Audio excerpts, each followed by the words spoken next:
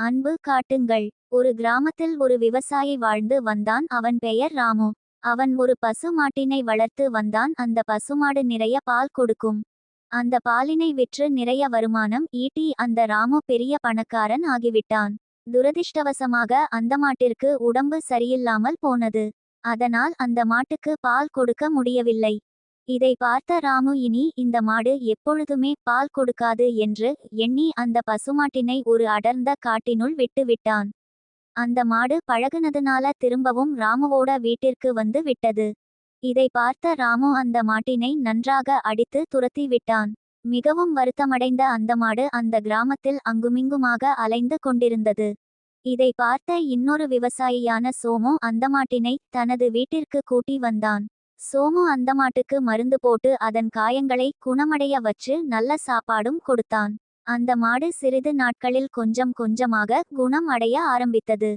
கொஞ்ச நாட்களில் அந்த மாடு முழுசா குணமாகி சிறிது நாள் பின்பு ஒரு அழகான கன்றுக்குட்டியை ஈன்று எடுத்தது.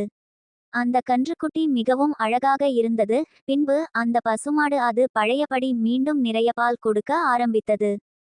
கன்றுக்குட்டி குடித்த பிறகு மீதி இருந்த பாலை சோமு விற்க ஆரம்பித்தான். அதன் மூலம் நிறைய வருமானமும் ஈட்டினான். சிறிது நாட்களில் சோமு பெரிய பணக்காரன் ஆகிவிட்டான். ராமுவின் மாட்டினை வைத்துதான் சோமு பணக்காரன் ஆனான் என்று ராமுவுக்கு புரிந்தது. ராமு சோமுவிடம் சென்று இந்த மாடு என்னுடையது, அதனால் இந்த மாட்டை எனக்கு திருப்பிக் கொடு என்று கேட்டான்.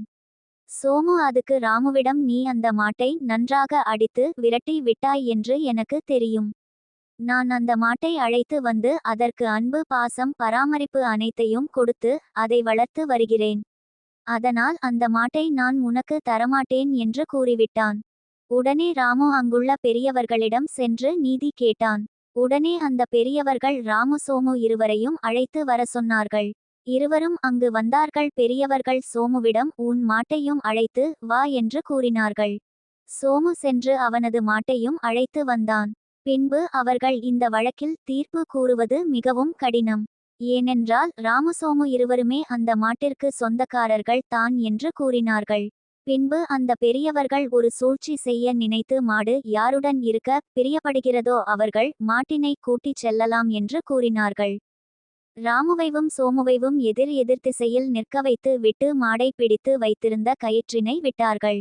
அந்த மாடு சோமுவிடம் சென்று நின்று அவரது கைகளையும் காலையும் நக்கி அதன் அன்பை வெளிப்படுத்தியது.